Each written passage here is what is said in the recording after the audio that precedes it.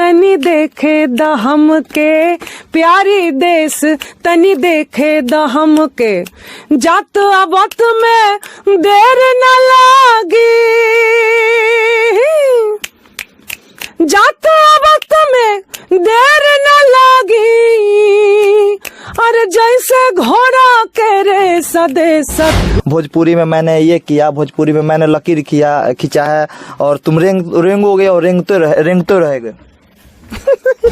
दबे पाओ यहाँ नजरिया बचा के बारी के पाला, के बारी के पाला, अगर बंद पई हाँ, सिकरिया बजई हाँ, नजरिया बचा के। भर गई नी रामा पाका वाई नरवा कागा हो, उसमें भी वही जो हमारा बिहार न्यूज चैनल में अमित। और इस वक्त देखिए हमारे साथ मौजूद हैं भोजपुरी की लोक गायिका कल्पना पटवारी। सबसे पहले भोजपुर की बाबूबीर बांकुड़ा कुंवर सिंह की धरती पर आपका हार्दिक स्वागत है। प्रणाम करती हूँ हमारा बिहार की ओर से जो भी श्रोता दर्शकगण अभी मौजूद है, आप सभी को चरण स्पर्श। किस प्रोजेक्ट पे काम करने के लिए भोजपुर पहुंची हैं कल्पना पटवारी? लगातार एक्चुअली फ्रॉम 2002 टिल 2010 मैं समझती हूँ भोजपुरी और कल्पना का फर्स्ट पार्ट एक जैसे फिल्म होता है ना इंटरवल, अभी इंटरवल के बाद की जो बात है वो 2011 से एक मेरी खुद की यात्रा शुरू होती है। 2002 से 10 तक इंडस्ट्री में गाई मैं, अलग अलग राइटर्स ने जो लिखा, फिल्म इंडस्ट्री हो जाए, एल्बम इंडस्ट्री, वो सब गाई, और एक सुनहरा दौर भोजपुरी सिनेमा का हम लोगों ने एक्चुअली साक्षात किया, बहुत खूबसूरत एक युग। लेकिन 2011 से मुझे लगा जो इंडिपेंडेंट म्यूजिक है ना, जो मेरी चिंतन है, मैं एक कंठ है और एक है मेरा विवेक, तो मैं क्या सोचती हूँ, मैं समाज को कैसे देखती हूँ, मुझे क्या क्या करने को इच्छा है, वो यात्रा 2011 से शुरू होते हैं। और मैं समझती हूँ पहला प्रोजेक्ट उसी में रहा, असम के भी कुछ प्रोजेक्ट्स रहा, असम के भक्ति आंदोलन के बारे में भी कुछ कार्य हम लोगों ने किया, और लेगेसी ऑफ भिखारी ठाकुर से भिखारी ठाकुर जी की रचनाओं पे एक आर्काइवल की नियत रख के मैंने शुरू किया। और उसी कड़ी में फिर लगा कि पूर्वी एक ऐसी विधा है जिसको खासकर छपरहिया पूर्वी को कहा जाता है कि एक हाई पिच में ऊंची सुर में गाना, और एक चैलेंज की तरह मैंने लिया था। तो मैं पूर्वी को अगर सही मायनों में अच्छा से सीखा मैंने कभी नहीं, और मुझे लगता है कि दैनंदिन जीवन में सिर्फ ग्लैमर और पैसे के पीछे तो एक माया है, उसमें फिर ऐसा नहीं हो कि घूमते हुए फंसती रह जाऊं मैं। तो थोड़ा सा अपने आप से मतलब डिलीट करना भी जरूरी है। मेमोरी जो होता है ना, डिलीट करो ताकि स्पेस बनाओ नया इन्फॉर्मेशन डालने के लिए। तो वो उसको डिलीट कर किया, जिंदगी को थोड़ा सा मार्केट से खुद बहुत धीरे धीरे मैं दूर होते गई, गीतों को छोड़ के, और वो जरूरी था मुझे लगा। और उसी कड़ी में मैं आज आई हूँ, मेरे गुरु समान हैं देव कुमार सिंह जी। आप पूर्वी के आप भी एक स्तंभ है मैं समझती हूँ, और पिता समान है। आप लोगों से अगर हम नहीं सीखे तो फिर मैं समझती हूँ कि एक आगे जो मैं एक जेनरेशन हूँ, आप एक जेनरेशन है, मेरे बाद के जो बच्चे हैं, तो उन तक बहुत कुछ मैं समझती हूँ संरक्षण करके रखने की जरूरी है, उनको उन तक पहुंचाने के लिए। तो उस नियत से मैं भोजपुरी में कुछ कार्य करने की प्रयास कर रही हूँ। मैम, पहले की भोजपुरी और आज के भोजपुरी में काफी अंतर आ गए हैं, क्योंकि जिस भोजपुरी की 8वीं अनुसूची में शामिल करने की बात की जाती है, उस भोजपुरी में देखा जाए कि फुहरफन जो है कहीं ना कहीं कूट के भरा हुआ है। आज के जो ऐसे गाने आ रहे हैं जो एक समाज में, एक परिवार में साथ लोग बैठ के नहीं सुन सकते हैं, क्या कहिएगा इसमें? दो अलग बात है एक्चुअली। जब भोजपुरी को अगर जो बोली है, ये जब 8वीं सूची में भाषा की दर्जा प्राप्ति होगी, तब खुद ब खुद बहुत कुछ जो आप लोग बोल रहे हैं अश्लीलता की बात, वो खुद ब खुद बहुत कुछ साइड हो जाएगा। मैं उल्टे तरह से बात करूंगी। एक्चुअली भाषा की दर्जा प्राप्ति हो तो आम लोग उस और भी काम करेगा कि नेशनल अवार्ड मिले, और उस तरह की साहित्य रचना में बहुत ज्यादा ध्यान दिया जाएगा, वो सिलेबस में आएगा, तो ऑटोमेटिकली बहुत सारी गंदगी ऑटोमेटिकली वो साइड हो जाएगा। एंड बाकी जो भरा हुआ है, मैं इसमें आप लोगों को भी, मतलब जनता को भी, जो हमारे ही जनगण है, कभी कभी कंपेयर करने लगती हूं मैं, कंपैरिजन नहीं हो, लेकिन एक लड़का ने आसाम में गाया था एक गीत, इसी तरह का गाने की प्रयास। असम में ये कल्चर नहीं है जो डबल मीनिंग सॉन्ग्स का, लेकिन एक लड़का ने कोशिश किया था, उसको पूरा मीडिया में बिठा के, चैनल में बिठा के, बुद्धिजीवी वर्ग, आर्टिस्ट, सब लोग आके उसको लाइव उसको ड्रिल किया। ये भी ख्याल रखा गया कि कहीं कोई बच्चा सुसाइड का अटेम्प्ट नहीं कर ले कि डिप्रेशन में जाके, लेकिन बच्चा को समझाना जरूरी है। तो असम में जनता इतनी जागरूक है, मीडिया जागरूक है, मीडिया ने किया ये काम, आर्टिस्ट ने सपोर्ट किया कि हम ये जिस ओर ले जाने की कोशिश करो ये होने नहीं देंगे, ये आसाम नहीं है। तो आसाम में जो गामूसा है, जहां यह गमछा कहा जाता है, आसाम में हमारा गामूसा है, हमारे माथे की मतलब जातीय अस्तित्व एक है। मजाल है वहां पे कोई गमछा लिख दे, नहीं लिख सकते वहां पे। तो कहीं ना सब लोग, किसी अब सिर्फ आर्टिस्ट को दोष देने से नहीं होगा, पहला दोषी तो जनता ही है। और जनता जब जागरूक हो जाएंगे, जब लग जाए कि नहीं आ रहा पार, हम लोग बॉयकॉट करेंगे, क्योंकि आगे की जो पीढ़ी दर पीढ़ी जो हम लोग क्या छोड़ के जाएंगे, वो सोचना पूरे जनता को पड़ेगा। और जनता जागरूक हो जाएगी तो ऑटोमेटिक वो सब चेंज आ जाएगा। और शिक्षा की कमी है कलाकारों में शिक्षा की कमी है, एडुकेटेड आर्टिस्ट बहुत कम है। सो मैं समझती हूँ कि education is an important factor. अध्ययन कोई भी विषय में शिक्षा के प्रति मतलब एक स्पृहा जो होना, ऐसा नहीं कि मैं IAS IPS बनने के लिए मार्क्स कितना मिल रहा है मैं कर, IAS तो बन गए, फिर उसके बाद बन के समाज परिवर्तन के लिए क्या किया, वो हो गया ज्ञान। पढ़ा लिखा होना और ज्ञान में थोड़ा सा वो भी फर्क है कि मैं उस दर्जे में पहुंच के मैं क्या परिवर्तन करूं।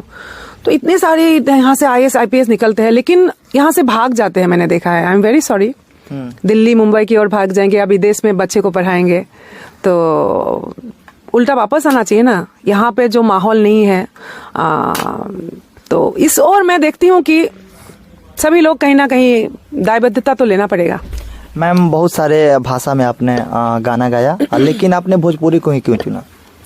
अब भोजपुरी ने मुझे चुना। मैं अलग अलग बोली में गाई, अभी भी गा रही हूँ मैं। अभी तक 32 अलग अलग बोली में मैं रिकॉर्ड कर चुकी हूँ, और मेरा ये शौक है अलग अलग भारतवर्ष की जो अनेकता में एकता वाली जो एक कड़ी है, उसको मैं सम्मान करती हूँ।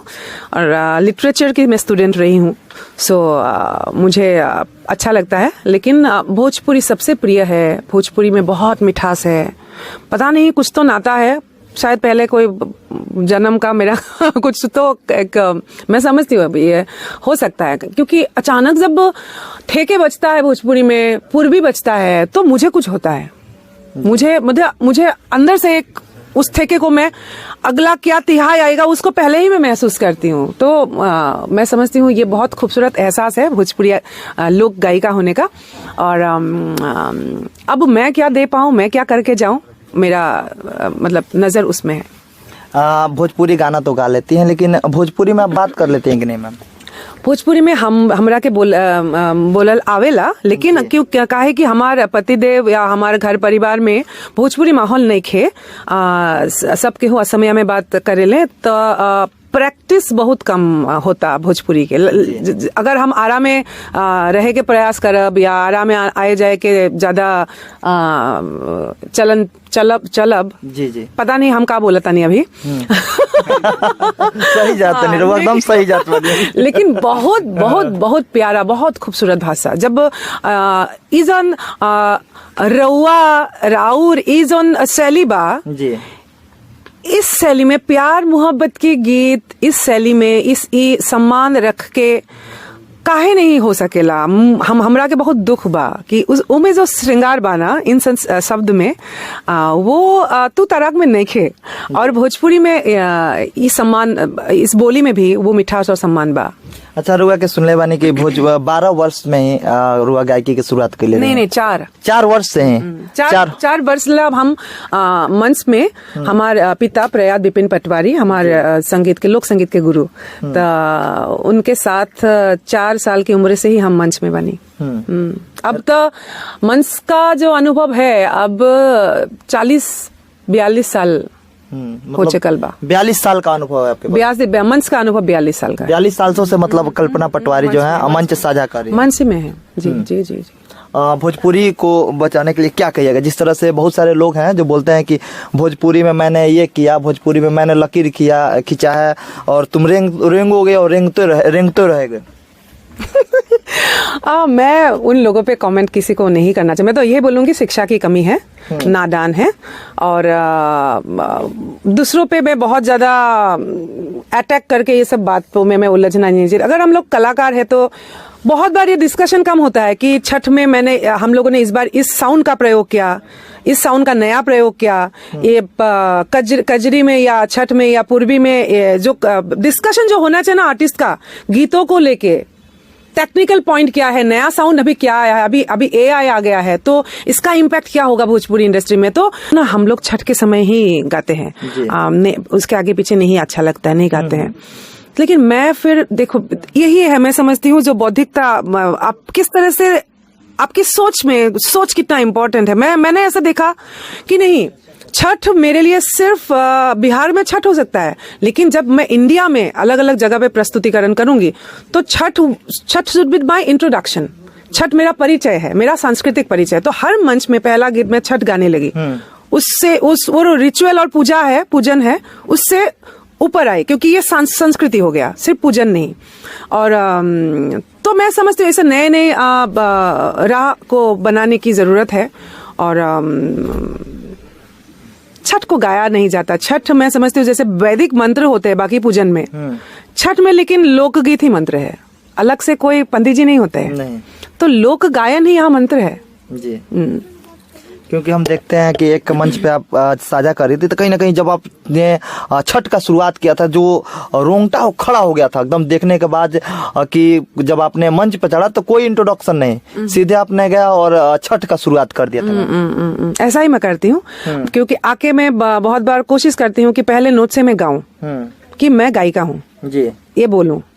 और बात तो होती ही रहती है मंच पे, बहुत सारी बात होती है, कभी कभी पहले बोलना भी पड़ता है, जो भी हो। सबसे ये बताया जाए कि सबसे प्यार दुलार किस गाने में आपको भोजपुरी में मिला था? अब मेरा ध्यान इस पे नहीं है कि मुझे किस गीत में प्यार दुलार मिला, अब मेरा ध्यान इसमें है कि मैं भोजपुरी की कौन कौन से विधा को प्यार दुलार दे के जाऊं। मुझे क्या मिला? मुझे गाना सुनाना हजारों गीत गाई हूँ, सब मिल चुका है। क्या गाओगे तुम लोग आइटम सॉन्ग्स? कितना गा चुकी हूँ मैं जी। हाँ, अलग अलग, और फोक में गा चुकी हूँ, जैसे पानी भर गई नी रामा पाका वाई नरवा का गा हो, उसमें भी वही जो एक आइटम सॉन्ग्स को एक फिल्म की जरूरत है आइटम सॉन्ग, और उसको कभी मुजरा में कभी बार में, लेकिन ये फोक को भी, पूर्वी को भी धनंजय मिश्रा जी, विनय बिहारी जी, उस गोल्डन एरा को हम लोगों ने, मैं समझती हूँ बॉम्बे में के स्टूडियो में हम लोगों ने जिया है। और ये सब तो फोक पर आधारित है। बाबूजी को पता होगा कि दबे पाओ नजरिया बचा के वारी के पाला अगर बंद पई सिकरिया बजई नजरिया बचा के। तो ये भी कहीं ना कहीं रोमांटिक और प्यार भरा गीत है, लेकिन शब्द कितना अच्छा है जी। तो ये परिचय है, मैं समझती हूँ। और ऐसे अलग बहुत अनेकों हीरा है भोजपुरी में, मतलब गीत को एक एक हीरा नाम दिया जा सकता है। भोजपुरी में आप आइडल किसको मानते हैं मैम? बहुत सारे कलाकार थे जिनसे आप शिक्षा ले रहे हैं, जैसे कभी सामने चाचा जी बैठे उनसे भी आप शिक्षा ले रही हैं, भोजपुरी में आइडल किसको मानती हैं? नहीं, मेरा यात्रा क्योंकि उल्टा है ना, तो आइडल मेरे लिए असम के, मतलब बचपन से मैं सुनी हूँ भूपेन हजारिका जी को, तो मेरे लिए आइडल भूपेन हजारिका ही है। और एक सिर्फ गायन के मामले में नहीं, गायन की अगर कोई महिला गायक की बात करे तो लता जी से ऊपर तो कोई हो नहीं सकता। मतलब जो कंट्रोल है, जैसे प्लेबैक सिंगिंग इज डिफरेंट। मैं चाहती हूँ ये सब डिस्कशन हो कि प्लेबैक सिंगिंग में एक चरित्र को मैं जब गाऊंगी तो मैं वोकल थ्रो को कहाँ कंट्रोल करूंगी, ये हो गई गायकी की बात। मैं कैसे आउट सांस को बाहर फेंकूंगी कि सांस को मैं अंदर लूंगी, बहुत सारी टेक्निकलिटीज बात है। तो इसमें आइडल अलग हो जाएंगे। लेकिन भूपेन हजारिका जब बात करूंगी, भिखारी ठाकुर जी की जब बात करूंगी, तो वो हो गई चिंतन की बात। यहाँ सिर्फ लिखने गाने की बात नहीं हो रही है, वो नियत है पहले कि आप गीत को इसलिए भिखारी ठाकुर जी नहीं लिखते होंगे ना कि इसमें मुझे इतना व्यूज मिल जाए। जब उन्होंने लिखा होगा कि मन हमार परदेस जाए के चाहता अब ही प्यारी, जल्दी से तैयार करहो कुछ रस्ता के बटसारी, फिर अति बार तोरे पहिरन ही तो अकीनब बंगला सारी, कहे भिखारी तू खुश रहा घरे मत कर सोच हमारी, अरे प्यारी देश तनी देखे दहम के, प्यारी देश तनी देखे दहम के, जात आवत में देर न लागी, जात आवत में देर न लागी, अरे जैसे घोड़ा के रे सदे सतनी देखे दहम के। अब इन सब गीतों का जब उन्होंने विदेशिया रचना किया होगा उन्होंने जी। तो ये सोच के थोड़े लिखा होगा कि इसमें मुझे इतने मिलियन व्यूज मिल जाए, व्यूज तो तब नहीं था लेकिन प्रसिद्ध हो जाए, प्रसिद्धि चाहिए था उनको, किस लिए? समाज के कुसंस्कार परिवर्तित हो, उद्देश्य ये है। जब उद्देश्य आपका भोजपुरी के प्रति समर्पण उद्देश्य इतना अच्छा होगा ना, ऑटोमेटिक जो भी अभी हो रहा है, आप लोग जो शिकायत कर रहे हैं वो खुद ब खुद साइड हो जाएगा। हाँ मैम, जिस तरह से भोजपुर की धरती से जिस प्रोजेक्ट को लेकर आप पहुंची हैं, जिसका आगाज होने वाला है, क्या लग रहा है कि भोजपुरी में कुछ नया होने वाला है? नया हम लोग रचना करेंगे, होने वाला क्या होता है, हम लोग क्रांति, जैसे देखिए पॉलिटिकली अगर ये वो भूमि है, ये जयप्रकाश नारायण जी की भूमि है, अभी कर्पूरी ठाकुर जी को भारत रत्न से नवाजा गया, और इनके जो अंदर चिंगारी है, एक चिंगारी जो है वो चिंगारी की जरूरत है। मैं समझती हूँ भोजपुरी में भी अभी एक क्रांति की जरूरत है, एक नवजागरण की जरूरत है, और वो क्रांति को के कोई माचिस को कुछ तिली फर्स्ट चिंगारी चाहिए और वो आग बने। फिर अगर जनता उसमें सपोर्ट करेंगे, कलाकार सपोर्ट करेंगे, वो आग में तब्दील होगी और तब अपने आप एक नया राह बनेगा। तो हम नयापन क्या आएगा उसके सहारे नहीं है, हम लोगों को नयापन क्रिएट करना है और हम लोग कोशिश में है। आगे का हमको पता नहीं, कर्म करो, फल का इच्छा नहीं रखो।